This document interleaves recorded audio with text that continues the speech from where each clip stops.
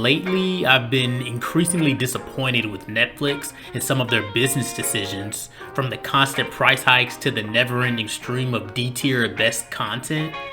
They ain't exactly giving me a reason to stick around, and it sucks to say that because they were the first streaming service I ever had. Aside from Stranger Things, The Witcher, and Stone Ocean, and don't even get me started on that train wreck of a release schedule, it honestly feels like there's nothing there worth paying almost $20 a month for. But fortunately, they ain't the only game in town. Enter Hulu. So circa 2018, my girlfriend at the time was watching this show called The Handmaid's Tale and told me that I would probably like it.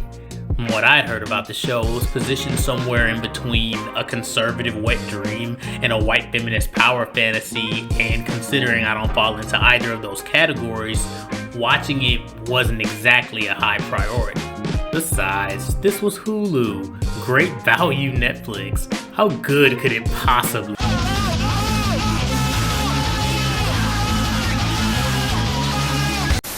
And blessed be the fruit, it was amazing. It completely blew my mind that something coming out of Hulu could be so well done, and it opened me up to the possibilities of other streaming services. So I eventually stopped leeching off of her account and got my own, and with all these new streaming platforms coming out, my big three solidified into Netflix, Hulu, and Disney+. Cause to hell with HBO Max. I don't know what's been going on over there lately, but they need to be stopped. Never forget what they took from us. Anyway, with Disney attempting to take over the whole industry, it was only a matter of time before Hulu and 20th Century Fox ended up under their corporate umbrella because capitalism. But a positive outcome of their hostile takeover was a new influx of programming to be put on Hulu, including everything at FX. Ready and waiting, you'll find the likes of The Americans, It's Always Sunny in Philadelphia, and as we recently discussed, Sons of Anarchy. All those shows are modern classics in their own right, but when we look at some of their more modern contemporaries, there's one that stands head and shoulders above the rest. The question is, why is no one talking about it? Why isn't anyone talking about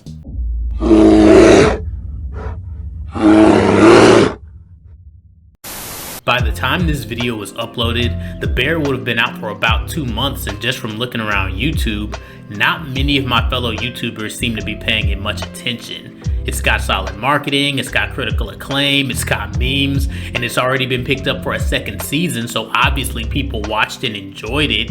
But if you mention the words Hulu and bear, most people are probably gonna assume you're talking about that CGI bear from Prey that got its ass kicked by the Predator. Having come seemingly out of nowhere, The Bear stars Jeremy Allen White as Carmy, a former fine dining chef who's returned to his home in Chicago to run his family's sandwich shop called The Beef following the untimely death of his brother. Managing the restaurant the only way he knows how, his attempts to improve and modernize it are met with an abundance of resistance from the staff, who are used to running their own system. Over time, as they learn this new system, new terminology, and new methods of cooking, they slowly build up to trusting Carmy and buying into what he's selling.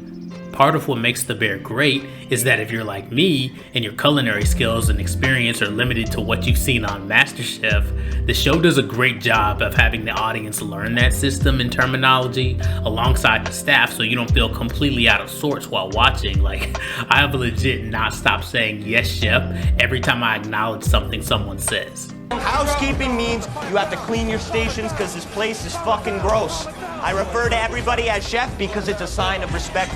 Dropping every episode at the same time allowed audiences to truly immerse themselves in the world of these chefs, as opposed to having a traditional weekly release schedule, which only served to make the overall viewing experience all the better.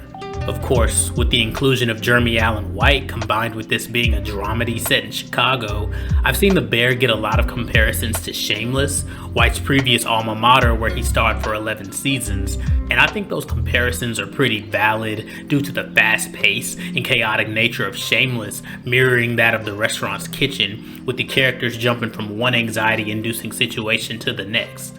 The same way Lip reluctantly goes to AA to confront his alcoholism, Carmy reluctantly attends a grief support group to cope with the loss of his brother Michael, who died by unaliving himself. This event traumatizes him to the point of having nightmares and vivid daydreams, in return putting strain on his already rocky relationship with his family. However, Carmy isn't the only one having a rough go at it, and his character is complemented by two others dealing with their own issues. There's his cousin, Richie, who was Michael's best friend and one of the more vocal voices in the bid to keep the restaurant the same as opposed to having its menu updated. Not just a staunch defender of the status quo in the kitchen, he also wants the neighborhood to stay the same, viewing the slow gentrification of Chicago as a detriment to their loyal customer base. You know, you're bringing in all these fucking strokes, they're gonna box out the OGs. Okay, the OGs? Yeah, bus drivers, secretaries, teachers. Sorry, we just need... Loud and abrasive, Richie is seen as a screw-up in the eyes of his family. How they view him is something that he obviously cares about, but compensates those emotional vulnerabilities with a nonchalant attitude at work, often taking out his frustrations on his co-workers. And if you've ever worked, well, any job ever, then you've more than likely worked with a Richie before. That screw-up side of him rears its ugly head when he accidentally spikes Xanax into the lemonade at a kid's birthday party, causing all the kids to pass out, and then again when he's trying to break up a fight and accidentally puts a guy in a coma, just narrowly avoiding manslaughter charges. On the other end of that spectrum, we have my favorite character, Sydney. Where Richie is an old mainstay of the beef, Sydney is a new hire brought in to be the sous chef, basically Carmy's second in command to help push and progress his vision of the restaurant forward. Having a formal education from the Culinary Institute of America, experience working in fine dining, and wanting to follow Carmy's progressive example, she's the perfect foil to Richie, but also confuses Carmy because with a resume like hers, why would she want to work in a small-time joint like his when she could get a job just about anywhere?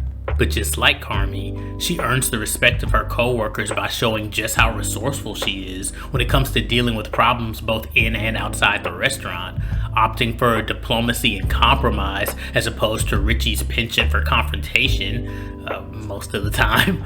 You know Why are you being do. such a fucking bitch right now? I don't know, Richie. Why am I? Oh, you're gonna fucking stab Maybe me? I fucking will. Yeah. But her inexperience and over-eagerness does tend to make others impatient with her at times.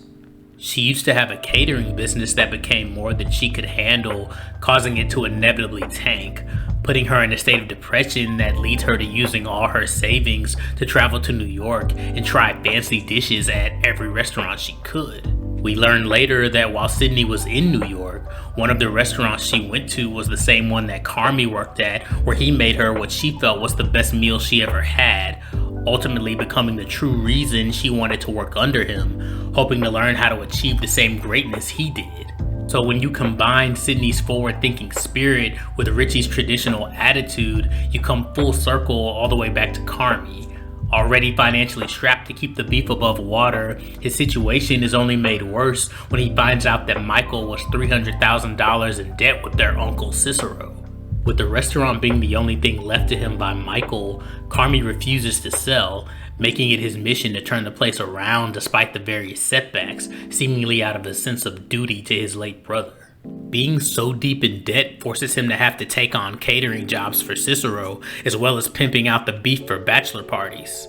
The immense stress this puts on him, compounded with the daily ins and outs of being an owner-operator, causes him to have panic attacks, culminating in him taking his sister's advice to attend a support group.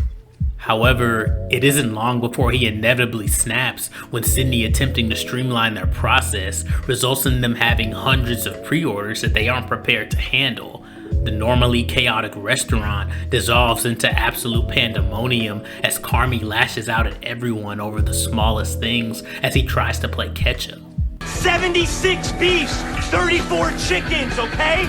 12 french fries, 12 mash, fucking now! This entire penultimate episode, being a single long take of everything going on, helps to marinate the audience into a sense of anxiety and empathy for these characters having just about the worst day possible. That is, until Carmy's shitty attitude causes two of his employees to quit, including Sydney. You are an excellent chef. What are you doing? You are also a piece of shit. What are you doing? In the next and final episode, we get another long take, this one lasting about 7 minutes, but rather than being high energy and all over the place, it's a calm and serene slow zoom in of Carmy and group, bearing his soul about how overwhelmed the loss of Michael has really left him feeling. It's in this monologue that he reveals that he and his brother were supposed to run the beef together, as cooking was their way of bonding with each other. But when the time came, Michael didn't want Carmy involved. Feeling as if his brother didn't respect his abilities, Carmy gets various jobs in some of the best restaurants in the world to prove his brother wrong, ultimately accomplishing his goal and yet still feeling unsatisfied because all his accolades were never recognized by Michael before his death. So the real reason he had no interest in selling wasn't out of a sense of obligation, but rather his way of trying to resolve whatever lingering issues existed between Michael and himself. If he could fix this restaurant, maybe, just maybe, he could fix his family. But first things first, he had to make things right with his staff. He uncharacteristically apologizes to his pastry chef Marcus for his conduct during his breakdown, and to Sydney for shredding her new ideas for the kitchen. With things finally calming down, Richie gives Carmy a letter from Michael that he found earlier, which turns out to be not only an I love you letter, giving Carmy the resolution he was looking for, but also the recipe for his signature spaghetti, emphasizing the use of smaller cans. This spaghetti was an item Carmy initially rejected when he took over the restaurant, as he thought it wasn't up to par with how he wanted to run things, but now having truly accepted the death of his brother, no longer holding on to that spite, he's ready to honor Michael by making his meal.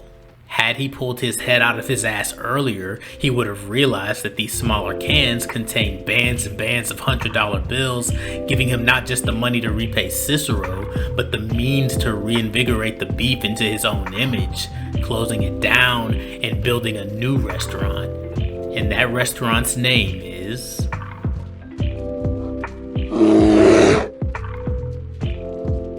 Ultimately, The Bear is a story about rising above personal shortcomings and letting go of your ego in order to move on in life, a theme that resonates between Richie, Sydney, and Carmy, and uses the vehicle of running a restaurant to craft that narrative.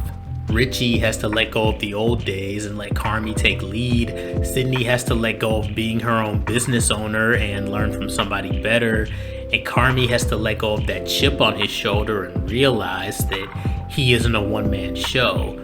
The people and the community that revolve around this restaurant are all in this together. So to answer my own question, I feel like the reason people aren't talking about The Bear as much as they should be is because, unlike a lot of shows in the streaming era, it was short and sweet and didn't overstay its welcome, so I think this video should follow that example. That being said, please like and subscribe to help feed the algorithm if you wouldn't mind. I've got some stuff coming down the pipe soon, so just bear with me. In the meantime, feel free to follow me on socials. I'm Josh Fleeks. Till next time, y'all be easy.